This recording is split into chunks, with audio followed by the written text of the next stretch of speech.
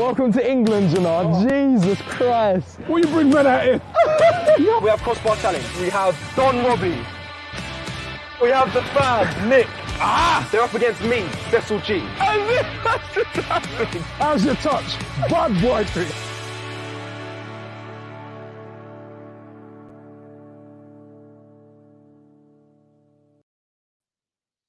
Hi and welcome to the AFTV News Daily Show with myself, Cecil G. Obviously, as you know how it goes, we've got James waiting in the wings. I just want to say it's a nice Tuesday, sun shining. I hope you're all well. Thank you for tuning in.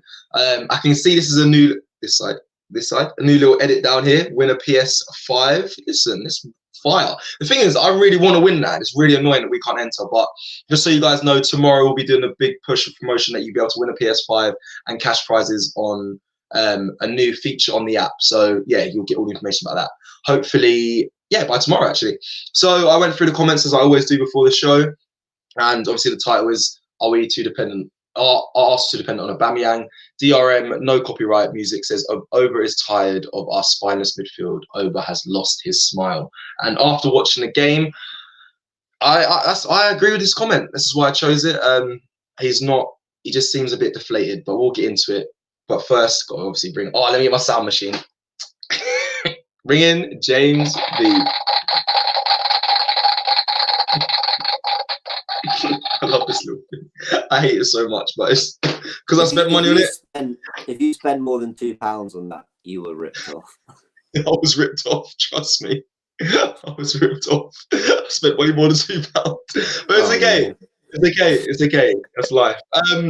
Yes, James, how are you this morning? You okay? How am I? You know, yesterday was so hectic that even though we were doing a lot of content around Wolves, prepping for a busy week and all that, it's been great. Like, we've got a lot of good stuff planned. The North London derby coming up, walk the line, which is great. It kind of, being busy took my mind off how bad we were, even though we were recording a bunch of stuff around it. Once we did kind of our analysis in the morning, I was able to not think about the game too much. And then you sort of jump back on these streams, you're like, oh god, we did lose 2-1 to Wolves, didn't we? Yeah.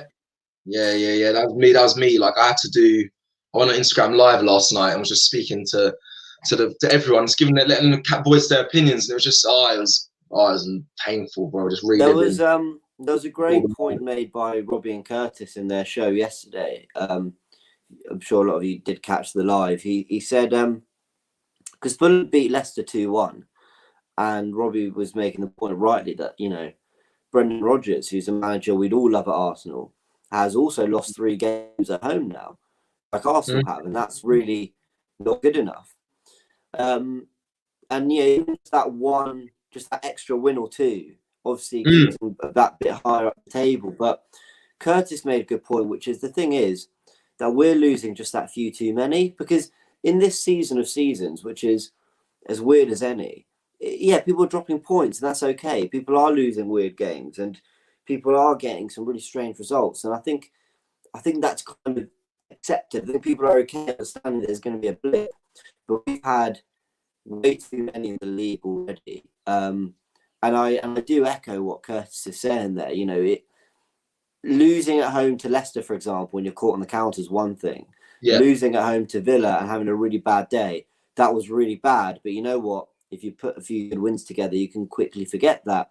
But we've not done that. We've responded with a really, really lucky draw at Leeds and another poor performance against Wolves. So, yeah, there's a lot of work to do, but we're just lucky that the team hasn't blown us out. Sorry, the league hasn't blown us out of the water yet, because everyone seems to be struggling.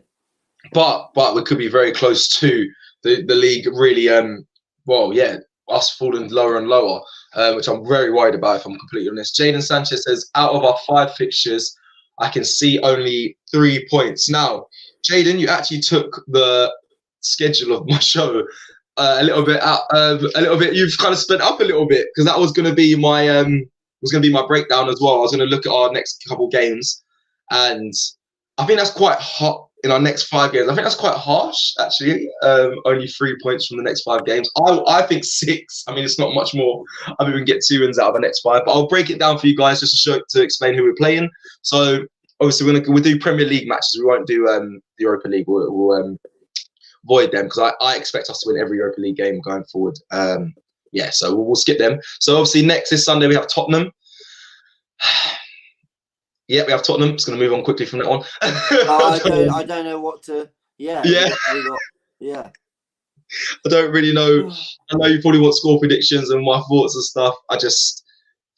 Tottenham on Sunday. Okay, so that's the next game. I don't think that we may maybe a point if maybe a point. So that's one. I'd say maybe Burnley after that. Now I expect us to beat Burnley. Don't want to obviously take the mick, or not take the mick, but make fun of other opponents' obviously levels of ability. But I just feel like we as Arsenal should be beating Burnley. But I've said that about many clubs we played, and we haven't got a result. So, but Burnley, I expect us to get 3 points. So that's 3 points. Southampton now, right? We're at home, and we should have fans back in as well at that game. Not obviously sort of full fans, but it's enough. I feel being at home, we should have the advantage. I know recently we haven't been great at home. Same when we played Burnley, we're also at home as well, just so everyone knows. We're away at Tottenham. But I just feel, due to the records of us losing 3 on a bounce, which hasn't really happened since the 1980s, I just don't believe we should be losing against Southampton. So that's where I think we should pick up another 3 points. And being optimistic, but this is just how I feel. So man, Southampton are a good side. They're a really I know. Side. I know, and they're actually on really good form. So that's 6 points in my opinion. That's 1, 2, 3. That's 3 games. Everton away to Everton. The game after that. I fancy us in that game more than I do the Southampton game. Genuinely. Really? Yeah, I don't trust Everton. I don't trust Everton and Ancelotti. Like I don't know. Sometimes they're brilliant, and sometimes they flatter to deceive. Whereas Southampton, I think, they're quite a sturdy opposition. I think they'll always give you a tough game. But I think that gives a tough game. I just feel, I think we can grab the 3 points. At Everton, I don't. And then lastly, the game after Everton game is Arsenal. It's the English Football League Cup. We're at home to Man City on the 22nd. I'd love to get ourselves a place in the semi-final of the cup. I mean, the thing is, our league season's been abysmal. But I've said this before. Like, if we finish 10th or 12th or something, which would be unacceptable, but it might. In this weird season, in this transition year, we might. But if you do that and you win a trophy or two, the Europa League and a Carabao Cup or something like that, you forget how bad the league campaign was. You do. Like, it doesn't matter anymore because you're winning trophies. Do you know what I mean? Yeah. No, I hear what you're saying. I think... Sorry, so there was a English Football League Cup was against City, which I believe that's when we'll see the return of Partey, which is the 22nd of December, or it'll be the 26th of December against Chelsea on Boxing Day, which I think will be the time we'll be seeing a return of Thomas Partey. I think I'm crazy. You may do. It's either that or he's being held as, I guess, a secret weapon for Sunday's game. But from what Arteta said in his press conference when he's admitting that it's a lot worse than he first presumed, I just feel that if it is serious, it's going to be a serious quad injury. It's going to take 6 weeks minimum. So, and that from the injury, that's around the time of Christmas, Boxing Day. So that's when I think we'll see the return of him. So and again, Chelsea or City, this was looking unlikely. So the 5 points is it? So me 6 points in the next 5 games, please. Hopefully, Arsenal, you can just change that and surprise me. I really hope so. Oh, I just had a comment. Sorry, I think it's Mikel should be sacked. I bet your hairline is receding. I didn't even mean to pick this one, but I'll read that. That's funny. That is funny. I just don't. Yeah, again, we'll just talk about Arteta later on in the show about Arteta out and the campaign of that. Or Arteta in, wherever you stand. Obviously, I think it's definitely way too early to be screaming Arteta out right now. But I know many fans are definitely saying it. It was all over my live last. It was all over my live last night, and a lot of fans saying, "Listen, if you don't get a result at Tottenham, then that's when they'll start. It's gonna get heavy for Arteta." Right. Jesse PB. Oh, I recognise his name. I think I saw a message from you recently. But anyway, hello, Cecil and James. Aubameyang's a great striker in my opinion, but this season has not been his season so far. Him scoring 3 goals, I would give him time. He will do well for us. You two are doing great. Jesse, I appreciate you, man. And I know you sent a message as well. Thank you so much. I have seen it. Yeah, I know you're a regular. Yeah, no, listen. I'm not the one to be quick to criticise a striker for not scoring, especially after everything Aubameyang's done. I think for us, it's crazy to think. One, he's doing it on purpose, and two, just like it's out of form at the time for now. Like that happens. It happens to strikers. And if I'm honest, James, you can let me know as well. The system, I don't know if the system hasn't benefited him, in my opinion. Now he's playing down the middle. Does it? I would like to say I prefer to see him down the middle. However, the chances are not being created. It's still the same numbers from when he was playing out on the left to when he's now down the middle. The ball's not getting to him quick enough or playing to his to his advantages. Thoughts? Yeah, it's a weird one. How does he go from scoring all these goals under Mikel Arteta? Let's not forget. It's not like he's not performed under Arteta. He's played some of his best football under him. Has he gone from that to looking really quite toothless? I mean, let's really say it how it is. He's looked really. It's not like he's missed. It's not like he's missed lots of good chances, which you put down to. I don't know. Well, anything. I don't know. But the point is, he's not even getting the chances. He's not even looking like he might get a goal. That's what's slightly worrying. To counter that, sorry, James, to cut you there. Like, sorry, just on the Chelsea, Alan Shearer was doing the Tammy Abraham. He was just analysing him and his runs, and I was just watching Reece James whip it in, and he was getting like golden opportunities where he should be. Yeah, and I was like, we don't even see that for Arsenal at all. Like Aubameyang doesn't even get these opportunities to do that. No. But that brings me on to my next point, which is, I'm not going to worry about Aubameyang until I see that the team are at least playing well. There's no position in football that's more dependent on their team than the striking position. Yeah, it just isn't. I mean, especially Aubameyang. We've had players like Alexis up front. I'm going way back to Thierry Henry. I don't want to go that far back. I'm talking players who were able to kind of drop into midfield and make something happen, create as well as score goals. Yeah. Aubameyang, I'm sure, would be the first to admit that that's really not his style. He doesn't do that. He's not a creator. He doesn't drop into midfield. But what also, he is one of the most. Sorry, it's got a rarity of a strike. Like the top strikers do top strikers, which Aubameyang is really effectively. But carry on. He's one of the most instinctive finishers I've ever seen. And the amount of goals he scored when Arsenal have gone through the worst 3 years I've ever known the club for. And the fact that he's been scoring goals throughout that is just testament to how unbelievable he's been.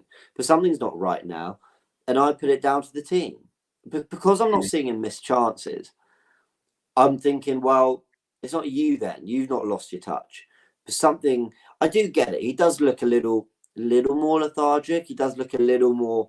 But I think that's just a product of now playing up front, and basically when the ball's not coming into you in good areas and you're working really hard to try and get there, but you don't quite get there, and the pass is wrong, and the cross isn't great, and you go, but with your heart you're not really going to get there.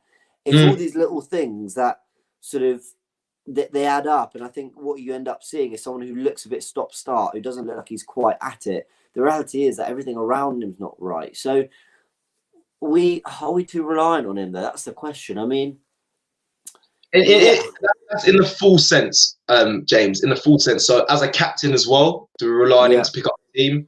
Do we rely on him to score the goals? Do we rely on him to salvage the players? Do we rely on him to have a go at the players who are not doing well? Like, are we too reliant on? Only because a lot of people have been talking about Aubameyang recently, and I just feel like it's a good talking topic to break down. It's good. Yeah. I mean. I don't know. I know that's such an annoying answer. Sorry for sitting on the fence, and I'm just not. But it's hard to tell because there's definitely a point last season where we went on a good run, and people were saying, "Look, Aubameyang's brilliant. Credit Arteta for getting all this out of him." if he's not scoring goals, then this side struggles. So I think in that sense, we definitely are too dependent on him. But then that's not to say that, I remember last season, there are points last season where it looked like we were too reliant on Martinelli. Suddenly he was the answer before his injury. We thought everything came through him. Nicolas Pepe, we know, has got the ability to make something happen out of nothing. Bukayo Saka, for a lot of this season, we've been saying, if Saka doesn't play well, we don't play well. So I'm not sure it's just Aubameyang. I think we pin our hopes on quite a few players making something happen. But the reality is we're not pinning our hopes on the team. I'm not looking at the team and going, come on, guys, drag us out of this. I'm hoping individuals make something happen. The other day, it was Willian. The other day, it was like, wow, Willian's looking like the only one that's going to make something happen. Then he gets brought off. Yeah. It's a fascinating question. I will give my opinion. I just want to thank Mark T. Again, the regular. Nice to see you, Mark. Last season, our midfield only scored 1 goal in 38 games. This tells us a lot. Remember Ramsey? He was the only one that is scoring from midfield. When was the last time we had a midfield that can help out? It's true.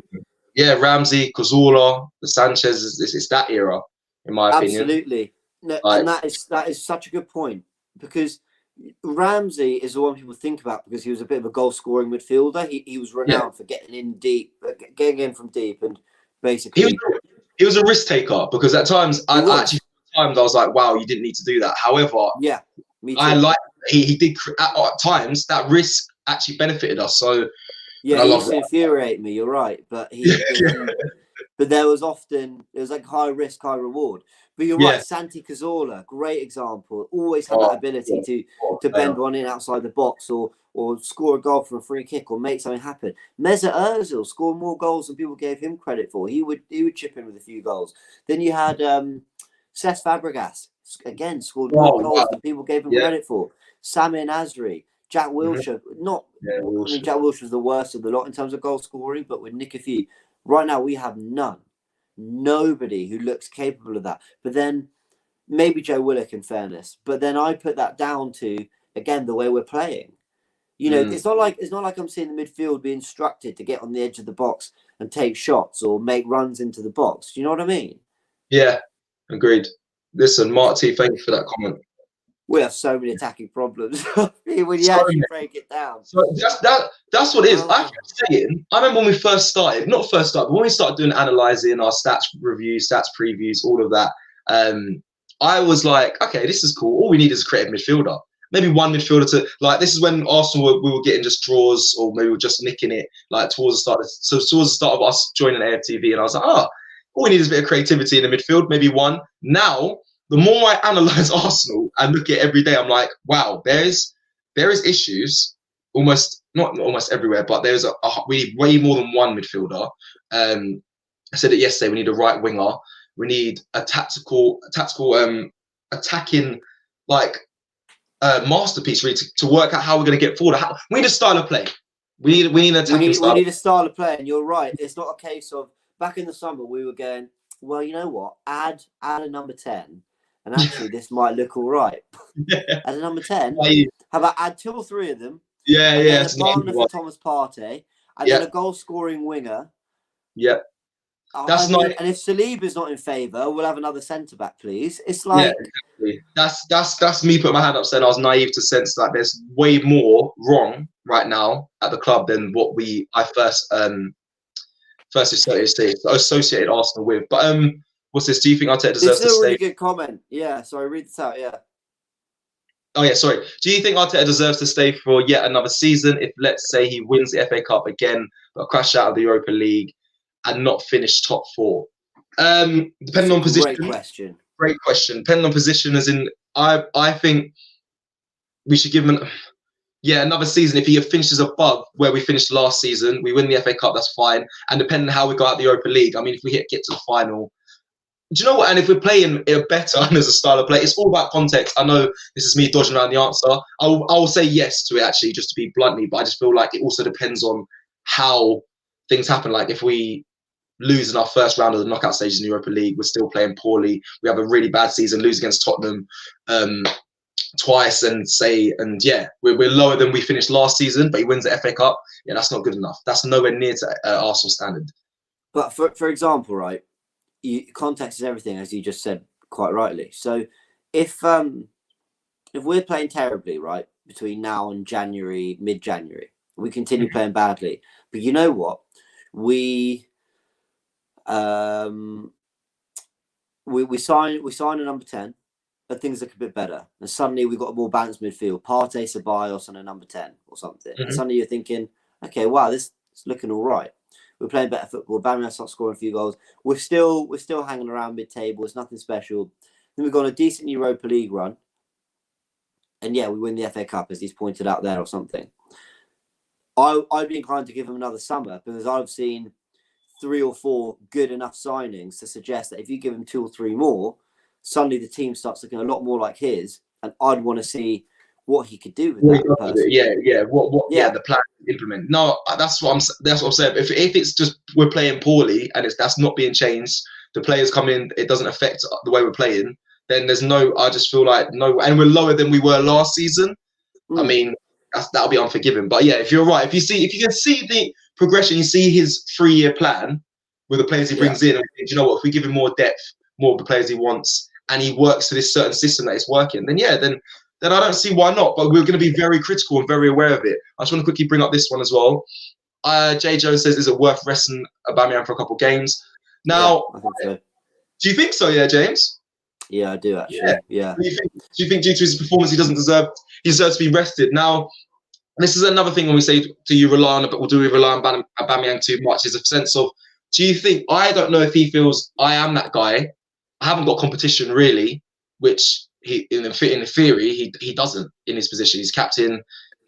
He can feel the pressure of him being able to score and needs to score, but he won't feel the pressure of, oh, there's another striker that'll come on and take my position, take my place. So. No, I mean, but we need to make that competition now. Like, I know him and Lacazette have built a good partnership. They're good friends, but I would be inclined to not for the North London derby, but I would be. Yeah, I'd like to give Aubameyang a few games rest at some point over December.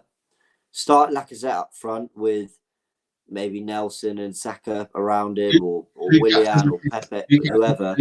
Who captains the team when you do that? When you put him, when you rest him? Well, I think it'd be given to either Xhaka or Bellerin, but I think it should go to Kieran Tierney. Tierney, or do you know what would? I mean, Ceballos. I'd rather Ceballos. Wow. Okay. I'll say if he gave it to I would say I'd want Tierney to have the captain if he rested Aubameyang, but I just feel like in a mindset of a club and to try and get him riled up, I don't know how he reacts. It would be if they gave it to Lacazette, that would really. It wouldn't be right, but that's what sometimes teams do to get a different response from a player, which I hate when teams do that. It's the politics side, and but that might have got Luis is a really good shout. Yeah, Luis is a good shout. Luis or Tierney, I think they should be next in. You saying Gabriel? Yeah, look, I'm just what I'm saying about Aubameyang is I also understand the school of thought that if you just keep playing him, you'll play him into form, and I'm all for that as well. But I just think. Everything's just so the heat on Arsenal right now, and I know you need your captains to step up. And I think he'll have to play the North London derby. He'll probably have to play the next home game. I'm just saying if there's a patch where maybe we can just give him. I say that, but we're not scoring goals, so we're not winning matches. So can you risk taking your captain out? And this is what it's a tough one. We rely on it this way. I think he needs a rest, but I wouldn't give it to him.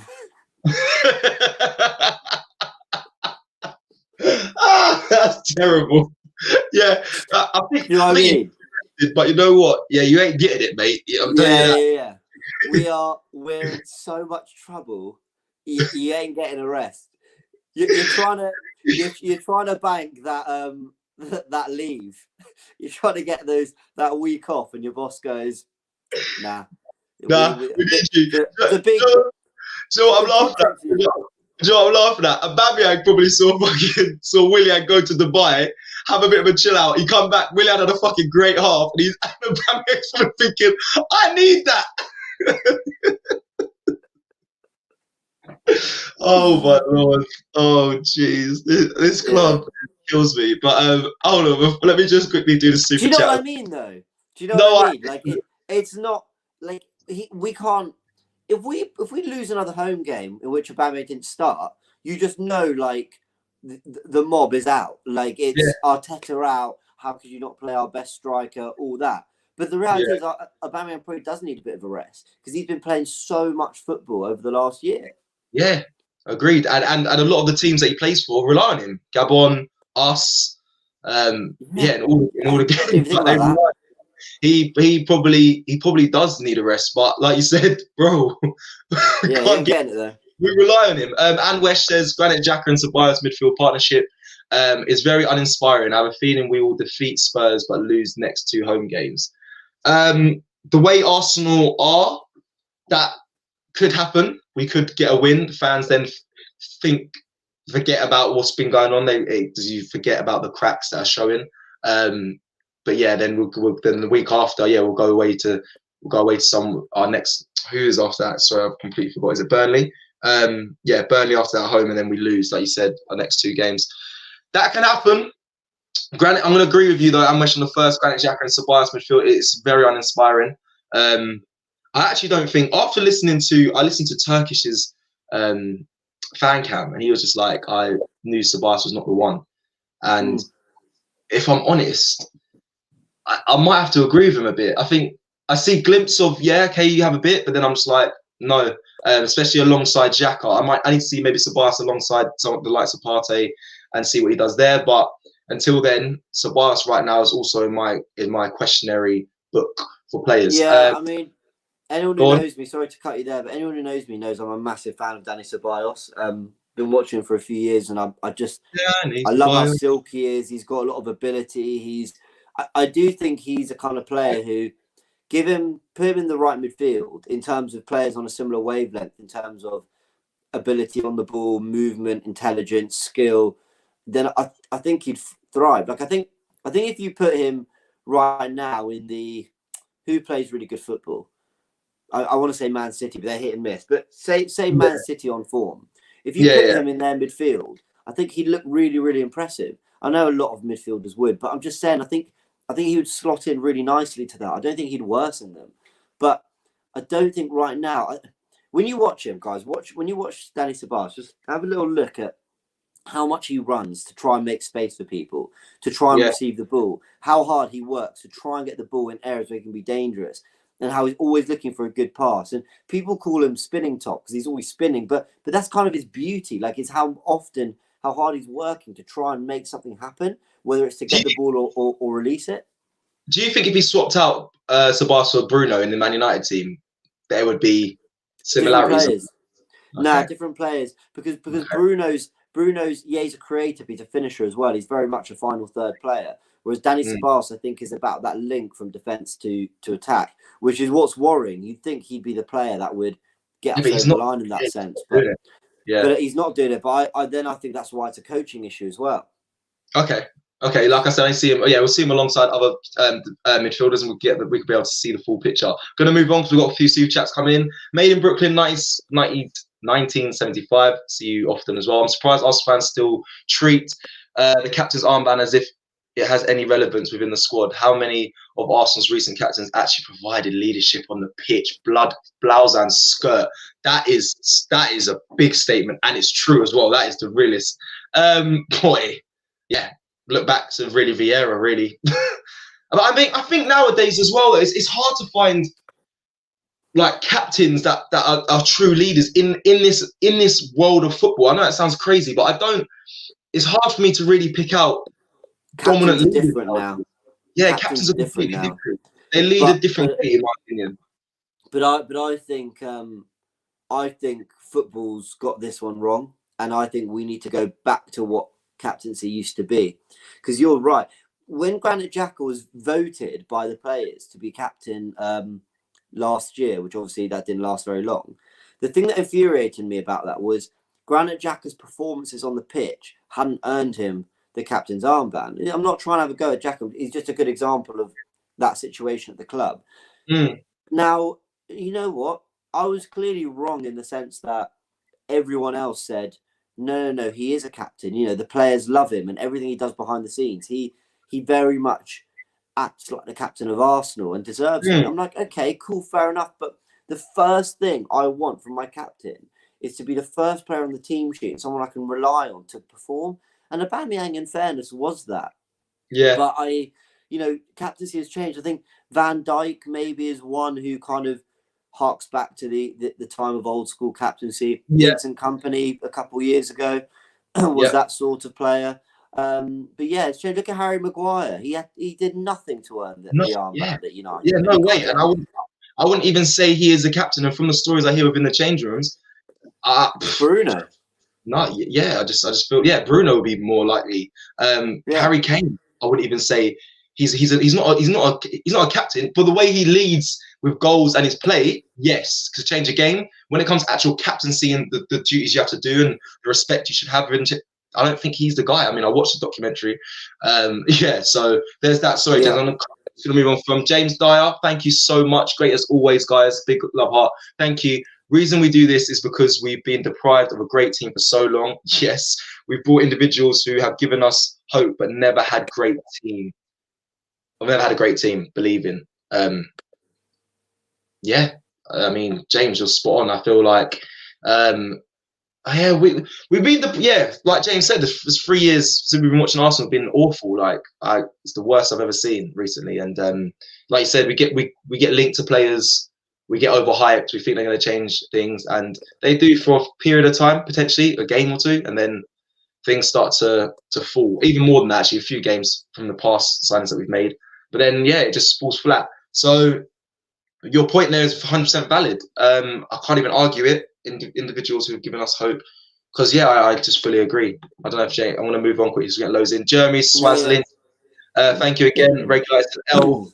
Many of our players are getting into other top 10 teams. I agree with that. Quickly, so not many. Facts. I think Partey one, but Robbie did say every time he does a combined 11, which we're going to do as well this week for Tottenham. Every time he does a combined 11, players always choose Bellerin. And he's always surprised. And he's just like, not to start Bellerin, but he's very always surprised. I think other fans rate Bellerin a lot higher than what we as Arsenal fans do. And I don't really know other players that could leave Arsenal and walk into other teams. Partey, I believe, depending on the system.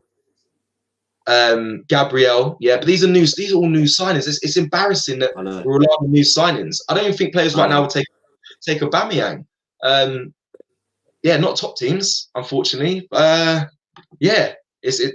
very true. Zach says, thank you, Zach. Cecil and James, love the vids, love AFTV. Thank you, bro. Even if I'm not a fan of Arsenal, I'm a fan of AFTV, and I learn more about football from your analysis. Do you know what? That is bro. Big up. Appreciate that a lot. That's a real nice comment. James is very, very calm with it. Yep, appreciate it a lot. My heart actually warmed up then. I know James takes these points as well. He really, because he spends so much time on analysing, and so do I, but he really goes in depth, and that is his bag. So he'll appreciate that.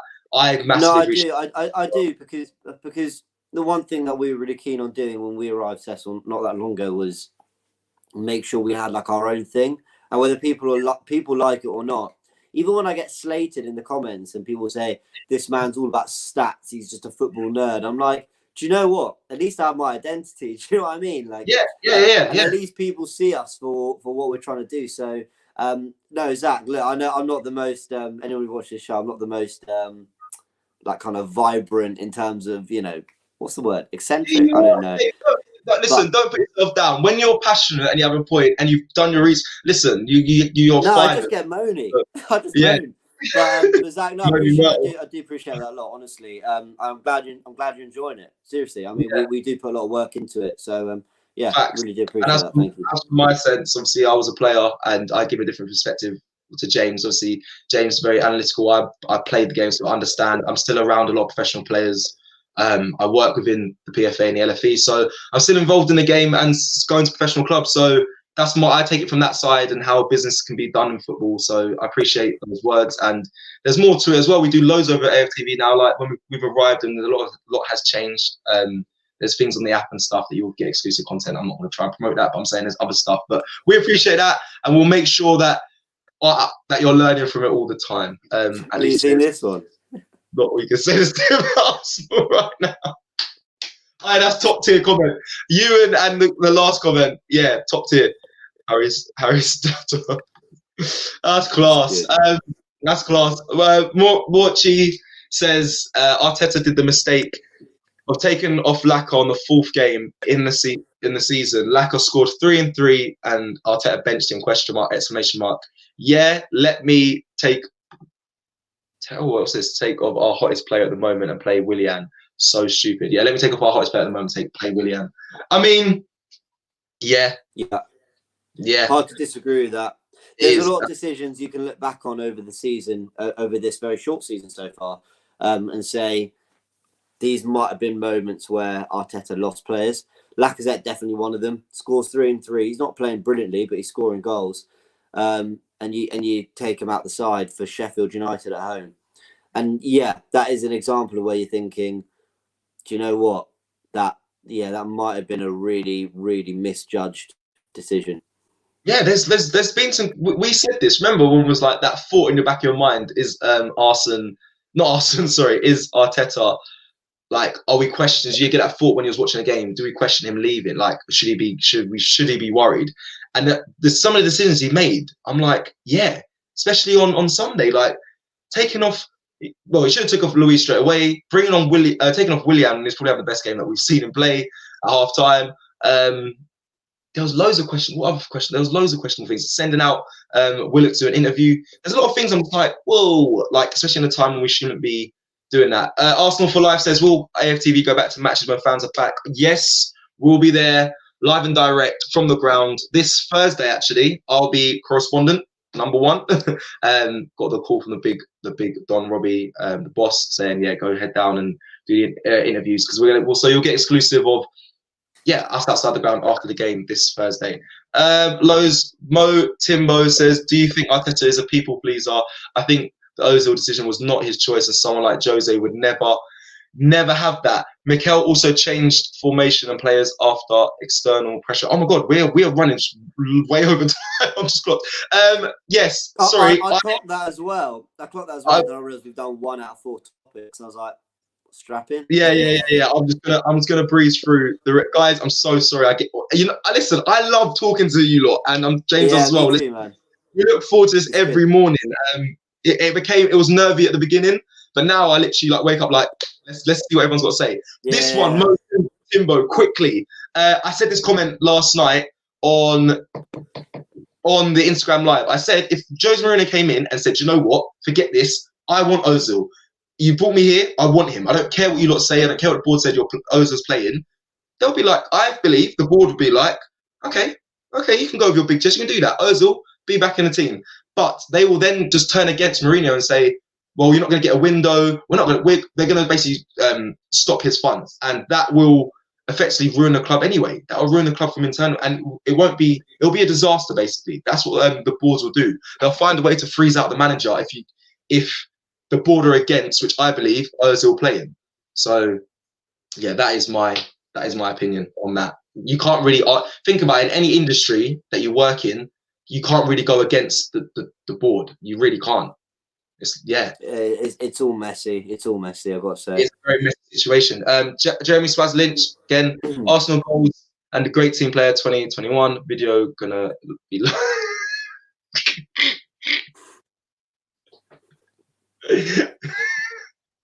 Yeah, there'll be like set pieces. No, they're not set pieces. Sorry, there'll be set pieces. Goal of the season. You got like 3 to pick from.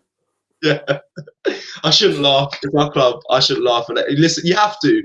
When else can you laugh when your team's in turmoil like right now? Yeah, otherwise we cry. Literally, we cry. The signature, Arteta needs over on the left because he simply doesn't get service down the middle.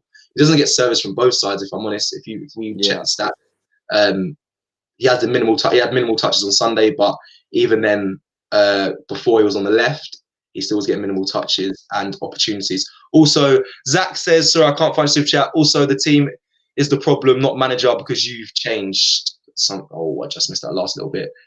This is it. Is this it? Sorry. Also, the team. Yeah, here we go. Thank you, Zach, again. Legend. Also, the team is a problem, not manager, because you haven't changed quality. Yeah, I agree with that. Yeah, it's still very an Emery team. I remember listening to another Arsenal correspondent. They said it is pretty much Emery's team that played on Sunday, bar Gabriel and Willian who came on. It's pretty much Emery's team, you're right. And they weren't good enough, in my opinion, and they still aren't. Last one. Mark T, I feel smaller club will benefit this season in the league because they don't play in other competition. Games happening thick and fast. Also, another great point. However, I think the lesser teams are still, they were firing before the cup started. They were still, this season, this Premier League is all over the place. Look at yesterday's blimmin' result.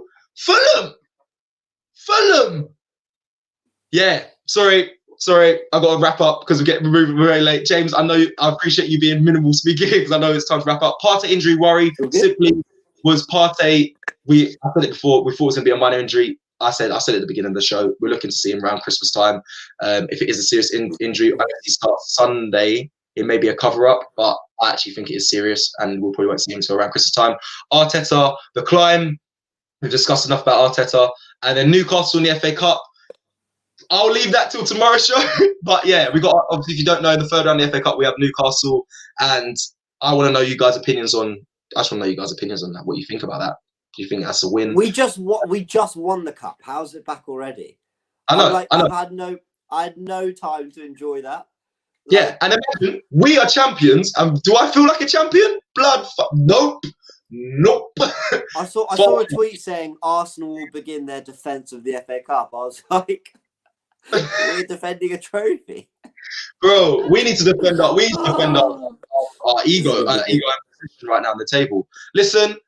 Ladies and gentlemen, boys and girls, thank you so much for watching this AFTV News Daily Show. I am apologising for overrunning. Apologise I didn't get to the people's comments a bit more. But again, like I said, we're here every day. We're back again at 10 a.m. Please save your comments. I'll make sure I'm hot on it tomorrow and we'll have a discussion. Today is a special day. We are doing a charity event for the High Food Bank and we'll be walking the line with many influencers. It's a live stream from 4 till 9. Instead of me talking about it, I'll give you Don Robbie. I know you guys love seeing him. Take care. Have a great day. On the 1st of December, between 4 and 9 p.m, we're going to be doing a very, very special live stream to raise money for the local High Food Bank that supplies food for many, many people in the borough of Islington. Now, they've got a thing called a Walk the Line Challenge, which is basically you walk around the borough of Islington, which is, we've estimated, around about 13 miles. Of course, there's been lockdown and things like that. So we decided that we're going to do that same walk, but on a treadmill. Yeah, on a treadmill. Now, here's the sting to it. It's the North London Derby. So we're going to be taking on some Spurs influencers and raising money for charity. It's going to be a great event. Get involved between the hours of 4 and 9 p.m. on Tuesday, live on AFTV. We are going to walk the line. Bloody hell, I'm knackered.